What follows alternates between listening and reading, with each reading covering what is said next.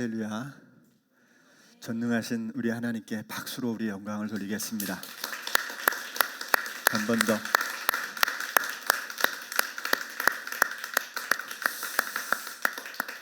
몇 분 안 계시는데요. 어떻게 이렇게 이제 톤이 달라졌어요. 아주 너무 이렇게 아주 은혜가 되는 톤입니다. 참 은혜가 되네요. 되지요? 네. 어떻게 이렇게 달라졌지? 뭐야? 이렇게 달라질 이유가 뭘까요? 참 놀랍네요. 얼마나 가사가 은혜가 되는지 모릅니다. 네. 주님은 빛을 비추시네. 주님은 길을 내시네. 야, 창조해 주신데 우리 구주랍니다. 진짜 이게 듣기만 해도. 그런데 제목이 전능하신 주입니다. 이제 우리의 불안은 끝났습니다. 오늘 명절을 앞두고 불안, 평안하지 않다, 마음에 근심이 있다라고 하는 주제, 어떻게 하면 이 불안을 우리가 넘어설 수 있는지, 혹시 오늘 이곳에 오면서도 마음에 근심과 걱정, 불안이 가득한 마음으로 오셨다면 다시 주 앞에서 평안과 기쁨으로 회복되고 돌아가는 그런 은혜가 있기를 간절히 소망합니다. 명절 앞두고 마음이 분주하실 텐데, 그래도 은혜의 마음은 언제나 우리들의 마음을 설레게 합니다. 주님 앞에 다가오게 하고 주님 앞에 나아가는 것을 기쁘게 만들어 주기 때문에, 여러분 오늘도 그런 마음으로 믿음의 회복과 은혜의 회복이 일어나기를 간절히 소망합니다. 우리 그런 면에서 옆 사람과 한 번 더 인사를 나누겠습니다. 은혜를 붙듭시다. 시작. 은혜를 붙듭시다. 주의 능력을 붙듭시다. 한 번 더 시작. 주의 능력을 붙듭시다. 아멘. 오늘 두 번째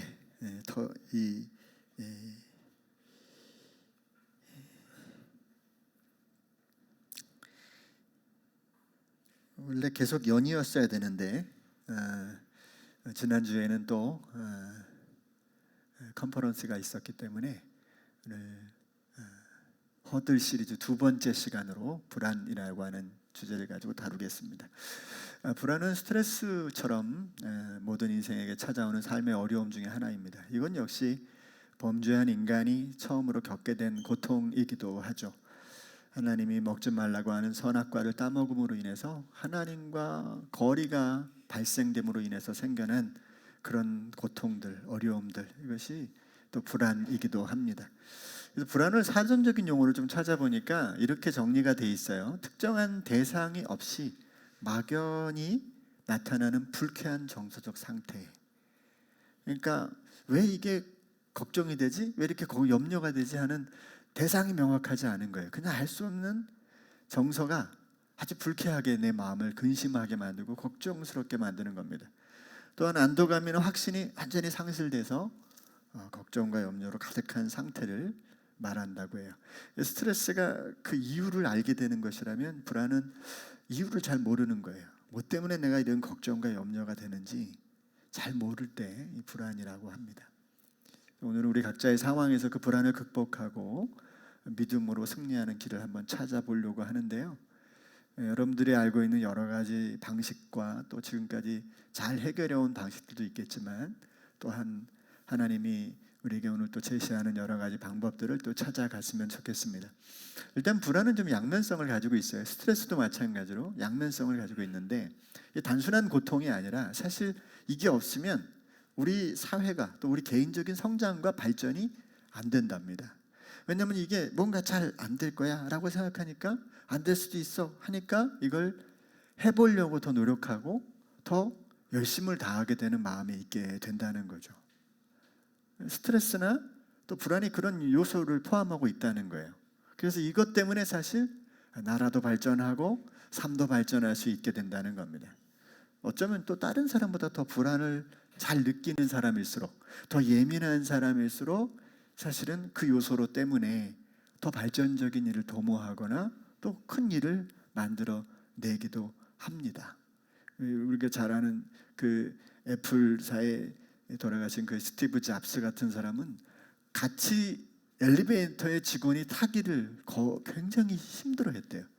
갑자기 엘리베이터를 같이 탔을 때 갑자기 이렇게 해오는 질문에 답을 못하면 곧바로 잘려야 됐다는 얘기도 있답니다. 그만큼 예민한 사람이기 때문에 또 그만한 일을 해내지 않았는가 또 생각을 해봅니다. 영적인 문제도 좀 비슷해요. 우리가 불안하거나 또 근심이 있기 때문에 사실은 주님을 찾아오는 기회가 될 수 있어요. 사실 평안한 사람은 주님을 찾을 아무런 이유도 없을 수 있습니다. 누가복음 12장에 보면 어떤 부자가 소출이 풍성하니까 편안한 겁니다. 그러니까 자기가 아유 나 이렇게 평안한데, 나 이렇게 배부른데 나를 위해서 더 쉬고 더 평안히 즐길 게 없을까라는 생각을 하게 된다는 거죠. 주님이 내가 네 영혼을 오늘 밤에 도로 찾으면 너 어떻게 하겠니? 라고 질문을 해야만, 그의 인생에 갑자기 벽을 만나야만 하나님을 찾게 된다고 하는 말씀도 주님이 이렇게 시사하고 있는 거죠. 그러므로 여러분, 불안과 스트레스는 실제적인 문제를 해결하고 보다 나은 삶을 영위하는 데 있어서 어떤 그 기회가 되고 또 신호가 되기도 하고 때로는 힘도 된다고 합니다. 문제는요, 이 믿음을 가진 사람들이 이 불안에 휩싸여서 결국 불안 증세를 넘고 또 여러 가지 삶의 문제를 겪음으로 인해서 사명도 잃어버리고 또 행복한 삶을 누리지 못하는 데 있는 거예요. 오늘 우리가 이걸 찾아보는 이유는 바로 그러한 정서적인 고통에서 우리가 좀 벗어나서 하나님이 주신 행복과 기쁨을 누리는 삶을 좀 살아보자라고 하는 것에 초점이 있습니다. 더군다나 이것은 그 불안 때문에 2차적인 고통이 오는 거예요. 공황장애를 앓는다든지 우울증을 앓는다든지 여러 가지 불안 장애들을 겪게 되는 거예요. 육체도 힘들어지고 정서, 심리적, 정신적인 고통을 다 겪게 된다는 거예요. 그 결과 관계도 깨지는 겁니다. 가정 안에서 또 공동체 안에서 또 사회생활 속에서도 이것 때문에 힘들어하는 분들이 예상외로 많이 있다는 거죠. 더 큰 문제는 그 원인을 알 수 없어요. 그래서 약물에 의존하거나 또 중독에 노출되는 경우도 때로 발생하게 되는 것도 이 불안 때문에, 어디서부터 오는지 모르는 그 불안 때문에 우리가 이런 결과들을 겪게 된다는 겁니다. 우리는 수없이 찾아오는 이 불안들을 잘 이겨내고 또 불안의 요소들을 잘 극복해내고 하나님의 뜻을 이루는 온전한 삶을 살아내는 것이 우리에게 있어서 굉장히 중요한 사명이라는 걸 잊으면 안 됩니다. 하나님은 우리를 평강을 위해서 불러주셨다 그랬어요. 평강을 위해서 한 몸으로 부르셨다. 교회로 부르시고 평강을 위해서 우리의 가정으로 우리를 부르시고 우리들의 삶을 평강의 삶으로 인도하시기를 기뻐하시고 있다는 거예요. 요한복음 14장 27절에 보면 이런 표현을 하고 있습니다. 주님이 한번 읽어볼까요? 시작. 나는 평화를 너희에게 남겨준다. 나는 내 평화를 너희에게 준다. 내가 너희에게 주는 평화는 세상이 주는 것과 같지 않다. 너희는 마음에 근심하지 말고 두려워하지도 말아라. 그렇게 말씀하셨어요. 주님이 떠나가시니까 제자들이 얼마나 두려워합니까? 근데 내가 너희에게 평화를 남겨둔다. 근심도 하지 말고 두려워하지도 마. 그러면서 제자들을 위로하셨던 그 본문 말씀이 우리들의 삶에도 늘 와야 돼요. 혹시나 지난 밤에도 잠을 못 이루고 혹여나 여러 가지 술을 마셔야 잠을 자야 되고 약간의 수면제를 복용해야만 하는 걱정이 우리 가운데 있다면 아마 있을 겁니다. 모르긴 해도 우리 주님 은혜 안에서 다시금 두려움을 떨쳐버리고 또 소망 가운데 일어나는 시간이 되었으면 좋겠습니다. 자, 불안 극복을 위한 좀 제언을 좀 드리겠어요. 여러 한 세 가지 정도의 말씀을 좀 드리려고 하는데요. 첫째는 이 불안의 원인을 좀 찾아가는 겁니다. 저는 이걸 이제 내면 탐구라고 제가 개인적인 이름은 좀 붙여놨는데, 이제 종이에다가 혹은 필기 도구에다가 여러분이 쓰는 겁니다. 한번 꼭 해보세요. 이거는 해보면 많은 도움이 됩니다. 글을 써보는 겁니다. 내가 왜 불안한지, 내가 불안한 건 뭔지, 나는 어떻게 불안한지 이렇게 써보는 겁니다. 사실 이것을 겉으로 드러낸다는 게 지난번에 스트레스를 우리가 인정하는 것과 굉장히 유사한 건데요. 내가 왜 불안한지를 일단 써보기 시작하면 이것저것 써보는 겁니다. 제가 예전에요, 그 20대 때, 그 이제 대학생들한테 이렇게 그 집체 훈련을, 군사 집체 훈련을 한 적이 있었어요. 그때는. 그러면 이제 학생들이 가서 거기 일주일 동안 군사 훈련을 합니다. 우리는 머리는 안 깎았는데, 그 전에는 뭐 머리도 깎고 집어넣는데 우리는 머리는 안 깎고 들어갔는데, 그 집체 훈련을 들어갔더니 밤에 보초를 세우는 거예요. 이제 다른 친구들 다 자는데 혼자 밤에 깨워가지고 침상에 머리를 다 두고 자면 혼자 깨워서 2시간인가를 이제 멀뚱멀뚱하게 기다려야 되는 거예요. 보초를 쓰는 거죠, 보초를. 그걸 군인 가면, 군대 가서는 늘 하는 일이지만 뭐 대학생이 그거 한다 그러니까 그거 되겠습니까? 그러니까 신학생 있을 때 그게 안 되니까 그 밤새 이렇게 고민을 하는 겁니다. 그래서 저의 미래를 걱정하는 겁니다. 제가 그때 걱정이 뭔지 아셨습니까? 뭔지 아세요? 나는 결혼을 할 수 있을까? 나는 애를 낳을 수 있을까? 이런 걱정을 하고 있더라고요, 제가. 근데 애를 낳는데 딸 하나, 아들 하나를 낳을 수 있을까? 그러고 있더라고요. 그게 제가 지금도 기억하는, 그 문무대 보초 쓰면서 제가 기억했던 순간입니다. 근데 어느 날 보니까 그 놔주셨더라고. 결혼도 다행히 했고 애도 어쩌다 보니까 아들, 딸 낳고 그러고 있더라고. 사실 우리는 걱정이, 사실 따지고 보면 계속 인생을 살아가는 동안에, 삶을 살아가는 동안에 걱정이 따라오는, 근심이 따라오고 그로 인한 불안이 따라오기 마련인 거죠. 이걸 적어보는 거예요. 또 바뀔 수 있으니까 지금 불안한 건 뭔지 딱 해보면 여러분 2가지로 딱 나눠져요. 하나는 해결 가능한 것과 하나는 해결 가능하지 않은 것으로 나와요. 이게 다른 사람의 문제는 내가 해결할 수도 없고 해결할 수 있는 건 나 자신이 할 수 있는 것밖에 없는데 2가지로 딱 분류가 됩니다. 그런데요, 이 해결이 가능하지 않은 부분은 일단 어떻게 생각해야 되냐면 이건 우리 영역이 아니라는 거예요. 사실 이거는 우리가 근심하거나 애를 써서 뭔가 해결될 수 있는 문제가 아니죠. 이 영역은 우리의 영역이 아닌 거예요. 이 영역은 오히려 하나님께 속한 영역입니다. 타인에게 해당하는 문제, 나의 영역이 아니에요. 그건 타인에게 영역이지만 하나님께 속하는 영역이라고 보는 것이 맞습니다. 그래서 여기서 우리가 마음이 딱 결정이 돼야 됩니다. 어떤 결정이 되냐면 해결할 수 없는 부분으로 인한 이 부분은 내가 할 수 없는 영역이기 때문에 이건 하나님이 책임져야 될 부분이고 하나님이 도와주셔야 될 부분인데 그걸 믿지 못하니까 가만히 생각해보면 이 불안의 끝에 뭐가 있냐면 나의 불신앙이 이렇게 도사리고 있는 거예요. 자, 이거는 믿지 않는 분들한테는 얘기할 필요가 없는 이야기예요. 믿는 우리끼리 하는 얘기입니다. 그 불안의 맨 끝에 가만히 보면 결국 내가 할 수 없는 것이고 내가 할 수 없는 것 끝에 하나님에 대한 불신이 거기 안에 도사리고 있다는 게 발견돼야 된다는 거예요. 이게 되게 중요한 믿음의 사람들이 불안을 해결하는 힌트입니다. 자, 겉으로는 사람들이 우리를 비난하고 또 나의 한계 안에서 갇혀 있는 것에 대한 걱정과 염려, 또 불안정한 미래에 대한 예측 불가능한 미래, 도대체 어떻게 될까? 이 과정이 어떻게 이루어질까? 그런 걱정으로 인해서 사실 불안해하지만 가만히 따져 보면 그건 우리가 알 수 없는 영역이거든요. 그걸 걱정하고 있는 그 깊은 속에 우리는 결국 믿음이 온전하지 않은 자신이 발견돼야만 한다는 거예요.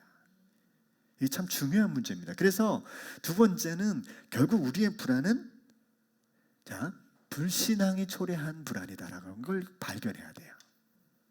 그 목사님 무슨 말이에요? 나는 믿음을 가지고 있는데 난 지금까지 교회 다니고 그래도 기도도 하고 그러는데 이게 무슨 말입니까? 라고 얘기할 수 있어요. 자, 그런데 여러분 루터라고 하는 분의 이야기를 좀 소환을 해보겠습니다. 이 루터라고 하는 신학자가 우린 잘 알죠. 종교 개혁자이기도 하고 이분이 표현했던 단어가 있습니다. 이게 암페히퉁이라고 하는 독일어입니다. 독일어. 루터가 독일 사람이니까 독일어인데 이 암페히퉁이라는 이 용어를 루터가 끄집어 옵니다. 이 내용은 어떤 내용이냐면 삶의 경험이 신앙과 충돌하는 영적 시련인데, 언젠가도 제가 이 암페히퉁을 말씀드린 적이 있는 것 같아요. 하나님은 믿지만 하나님을 온전히 바라보는 게 아니라 온전히 그 하나님을 우리가 온전한 하나님에 대한 지식이 없이 우리 마음속에 새겨놓은 율법적이고 또 우리에게 뭔가 강요하고 우리에게 뭔가 진노를 느끼는 상태를 가지고 계시는 하나님으로 느끼는 거예요. 그러니까 뭘 잘못한, 내가 지금 무슨 일을 겪으면 이거 내가 잘못했으니까 내가 이 벌을 받는 거야, 이런 생각을 갖게 되는 상태를 말하는 겁니다. 늘 죄책감에 시달리게 만드는 거죠. 믿음이 있어요. 없는 게 아니에요. 하나님을 잘 믿어요. 그런데 현실에서 하나님은 잘 느껴지지 않고 오히려 죄책감에 눌려 있는 거예요. 나 오늘도 이거 못했는데, 안수입사에서 성경 읽기 하는데 성경 읽기 오늘도 못했네. 이러면서 하나님께 버림받을 것 같은 두려움이, 하나님을 분노한 심판관으로 나도 모르게 이렇게 자꾸 생각하게 되는 거예요. 이건 여러분, 우리가 하나님이라고 하는 이미지를 갖게 되는데 각자가 다 다르거든요. 근데 어떤 경우는 하나님을 이렇게 무서운 분으로, 하늘 보좌에서 너는 뭐하나, 오늘도 이러고 있구나 라고 나를 지켜보는 것 같은 마음을 가지게 될 때가 있다는 거예요. 이게 이제 암페히퉁의 상태인 거예요. 루터는요, 이 암페히퉁의 상태를 언제 가장 많이 느꼈냐면, 그가 수도사로 있어서 수도사의 길에 정진하고 있을 때, 아침부터 저녁까지 짜여진 일정과 그 속에서 자기를 비워내고 제 문제를 해결하려고 몸부림치면 칠수록 암페히퉁이 자기의 삶에 더 다가오고 더 불안하고 더 걱정되고, 나 이렇게 믿어서 어떡하나, 내가 이렇게 믿어서 어떡하나 라는 근심과 걱정으로 가득했다는 거예요. 루터는 신학자가 되는 길을 세 단계로 쪼갰는데, 첫째는요, 기도하는 겁니다. 하나님께 기도하는 거예요. 두 번째는 하나님의 말씀을 깊이 묵상하는 단계로 나아가는 거예요. 그리고 난 다음에 신학자가 되는 마지막 단계가 이 암페히퉁의 단계라고 믿었어요. 절대적인 하나님 안에서 자기를 점검하고 자기를 돌아보지 않으면 안 된다는 이 과정으로 이걸 삼은 거예요. 문제는 뭐냐면, 이 상태가 우리들의 신앙 안에서 내 삶을 지배할 때마다 우리는 삶에서 불안과 걱정이 하나님을 믿으면서도 끊임없이 반복된다는 거예요. 여러분은 어떠셨어요? 저도 신앙의 하나님의 온전하심을 제가 바라보지 못했을 때, 내가 생각해 놓은 편협적인 하나님을 내가 그려놓고 그분을 따라갔을 때 내 마음속엔 자유가 없었어요. 뭔가 하나님께 더 일해야 되고, 내가 뭔가 하나님께 더 해야 될 것 같고, 하나님이 내게 베푸시는 자유보다 내가 하나님께 대한 뭔가를 해야 되는 불편함이 나를 더 사로잡았던 경험이 너무 많았어요.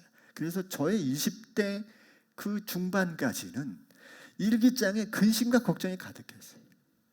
하나님을 안 믿었냐면 정말 열심히 교회에서 봉사했습니다. 저는 신학교 1학년 때 전도사 직임을 받았는데, 신학교 1학년 때부터 군대 가기 전까지는요, 몸을 불살랐습니다. 잠도 안 잤어요. 매일 교회 가서 밤새서 일했습니다. 그래 피쩍 말라가지고 군대 갔거든요. 얼마나 열심히 했어요. 근데 마음에는 계속 근심과 걱정이 가득했던 것 같아요. 왜냐하면 그걸 그때 일기장에 그렇게 써놨어요. 일기장에. 오늘도 실패했다. 오늘도 인생이 이 모양으로 흘러가는구나. 맨날 이런 말만 일기장에. 그러면 현실에서 우리가 느끼는 불안의 고통도 사실은 좀 다소의 차이가 있지만, 하나님에 대한 이 불안이 우리를 사로잡으면 뭔가 우리들의 삶이 다 이룬 것 같아도 이 고통이 반복될 수밖에 없다는 거예요. 오늘 우리가 읽은 이 시는 다윗의 시입니다. 이 다윗도 자신을 대적하는 사람들의 공격 때문에 힘들어했지만 사실은 하나님이 어디 계십니까? 오늘 우리가 이 성시교독에도 그런 봉독을 드렸잖아요. 나의 영혼이 번민하고 종일토록 마음에 근심하기를 어느 때까지 하겠습니까? 결국은 이러한 마음이 하나님을 향한 불신 때문에 생겨난 마음이라는 걸 다윗도 발견하게 되는 거예요. 시편 42편 2절부터 한번 볼까요? 시작. 내 영혼이 하나님 곧 살아계시는 하나님을 갈망하나니 내가 어느 때 나아가서 하나님의 얼굴을 배울까? 사람들이 종일 내게 하는 말이 내 하나님이 어디 있느냐 하오니 내 눈물이 주야로 내 음식이 되었도다. 내 영혼아 내가 어찌하여 낙심하며 어찌하여 내 속에서 불안해하는가? 결국 믿음의 사람들은 우리의 불안이 내가 온 하나님의 그 온전하심을 잘 모르고 있구나. 이 단계까지 가야 되는 거예요.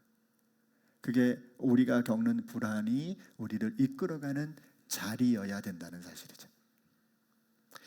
다윗이나 루터 그리고 믿음의 선진들이 다다랐던 이 안페이퉁의 자리, 그것은 여러분 하나님을 바르게 인식해야만 하는 바로 그 자리가 우리의 불안점 그리고 불안의 자리라고 생각해 볼 수 있습니다.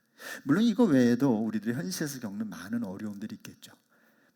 재정적인 거, 건강적인 거, 관계적인 거, 여러 가지 것들이 있겠지만은 진짜 마음의 고통은 이 하나님 은혜 안에서 그 하나님의 온전하심을 바라보지 못하는 거예요. 믿긴 믿어요. 네, 왜곡된 하나님을 내 마음에 그리고 그분을 바라볼 때 생기는 마음이 제일 크다라고 하는 거예요. 그래서 생각해 보면 우리가 하나님을 믿지 못해서가 아니라 하나님 믿는 온전한 지식이 부족해서 넘어지는 경우도 많아요.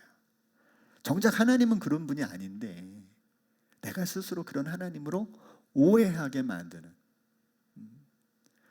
물론 이제 우리 시대가 대부분 이제 루터란에 입각한 이 설교들이 많으니까 맨 죄의 문제, 십자가의 문제만 맨날 다루니까 오히려 부활과 그리고 하나님 나라의 생명에 관한 말씀들을 자꾸 들어야 되는데 자꾸 죄 짓고 또 모자라고 부족한 회개해야 되고 죄를 씻어야 되는 쪽으로 자꾸 가면 마음이 그런 불안한 요소가 될 수밖에 없는 거죠. 루터는 인간은 하나님의 기대에 대한 인간의 노력이 아니라 하나님의 은혜에 대한 순종에 반응할 때, 자, 이게 중요한 얘기입니다. 하나님의 기대에 대해서 우리가 노력하는 반응이 아니라 하나님이 베푸신 은혜에 대해서 순종할 때, 그렇구나, 나에게 은혜를 주셨구나. 내가 그냥 되는 것이 아니라 은혜로 되는 것이었구나.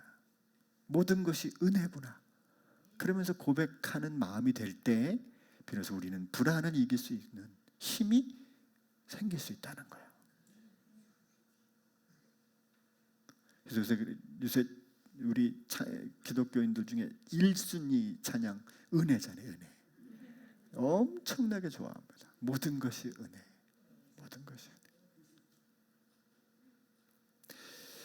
루터가 죽기 며칠 전에 마지막 종이에 써서 남긴 메모라고 합니다. 이게 독일어래요. 그래서 제가 고등학교 때 독일어를 했는데 읽으면 이렇습니다. 비르신트 베틀러 호크에스트 베흐름 이렇게 읽는데요. 이게 뭐냐면 우리는 거지들이다. 이것이 진리다. 이게 이제 루터가 마지막 죽으면서 마지막 이렇게 메모를 한 거랍니다. 근데 이게 그가 가지고 있는 안페히퉁의 모든 결론을 다 담고 있는 내용이라고 봐요. 이게 무슨 말이냐면 우리가 아무리 뛰어나 보여도 이 마음을 한번 품어보세요. 하나님 앞에서는 모두가 은혜가 필요한 거지다. 은혜가 없으면 살 수 없는 사람들이다. 그러니까 어쩌면 우리가 생겨가고 있는 미래에 대한 걱정과 근심과 염려의 깊이보다 하나님이 내게 베푸시는 은혜가 우리를 살릴 수 있다라고 하는 이 은혜에 대한 갈망함, 마치 이 구걸하듯이 그렇게 요청하는 거지의 모습처럼 이 루터는 설명했지만 정말 이 주님이 내게 베푸시는 그 은혜만을 갈망하는 심령이 되면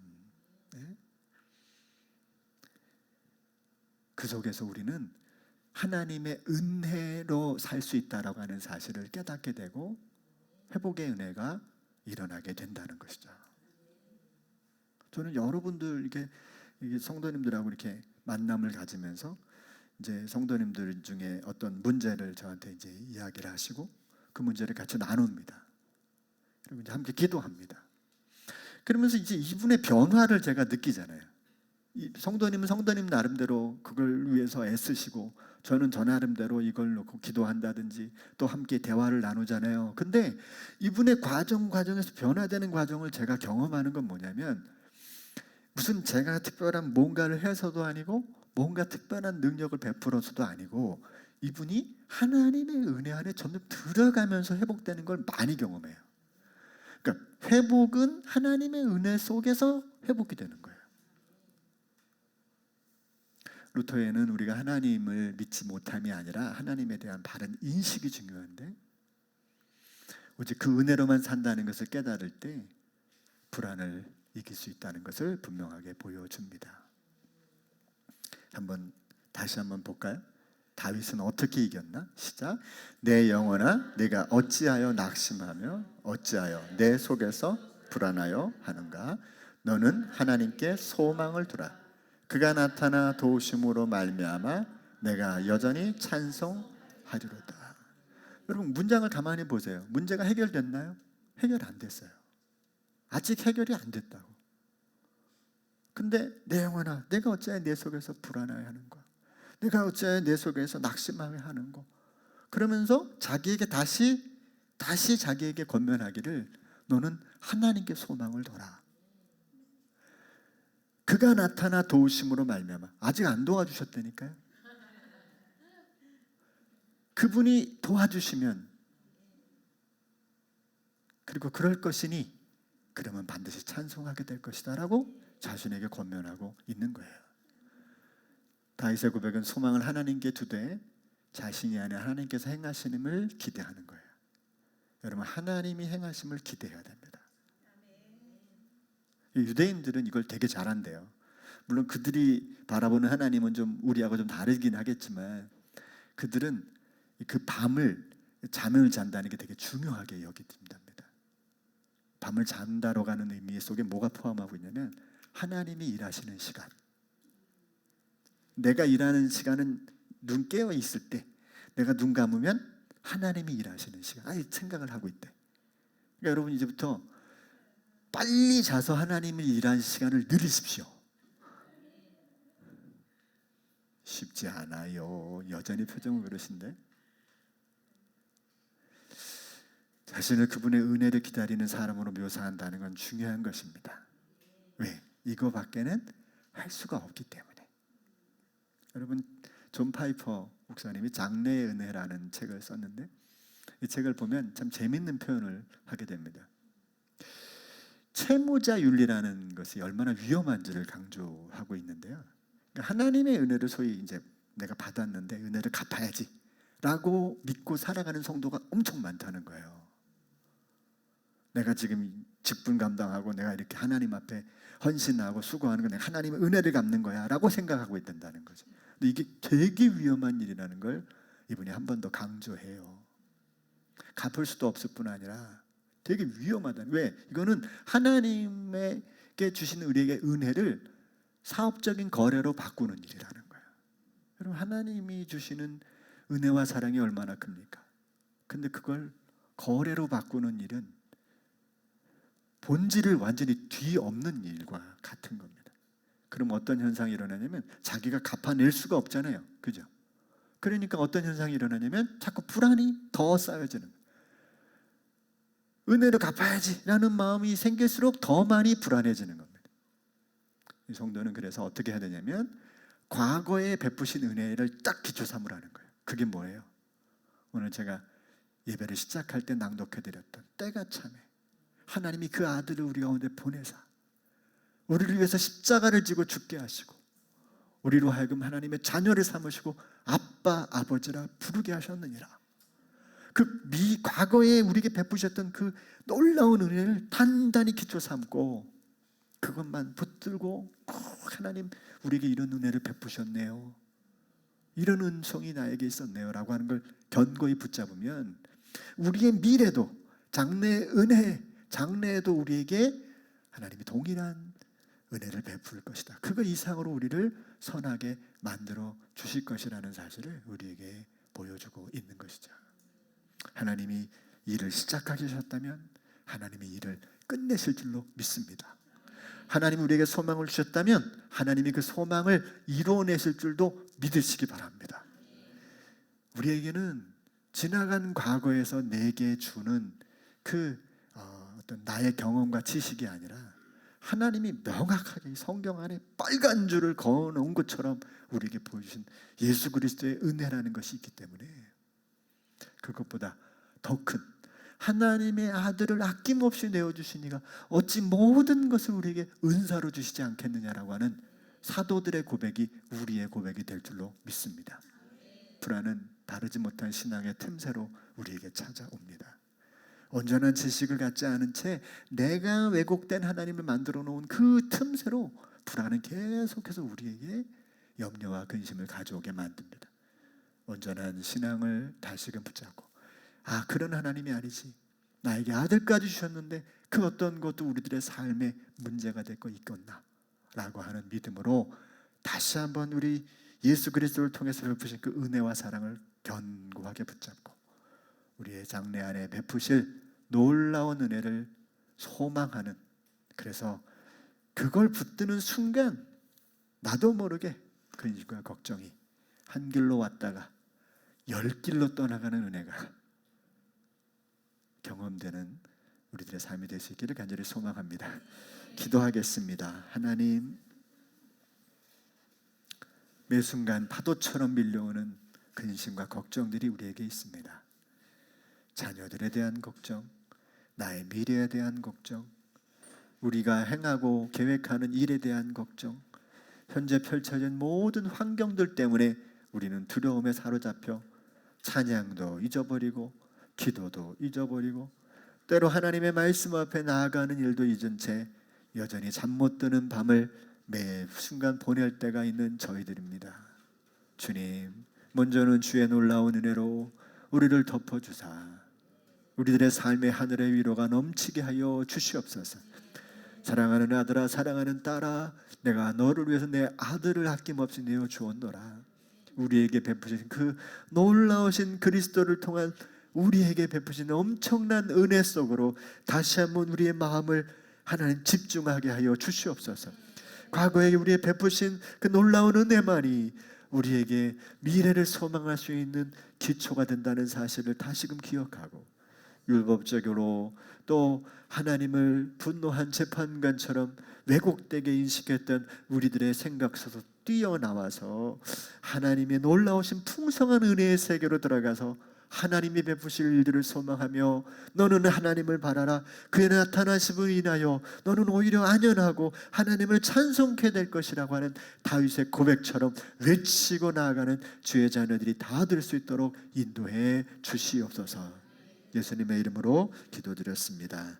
아멘.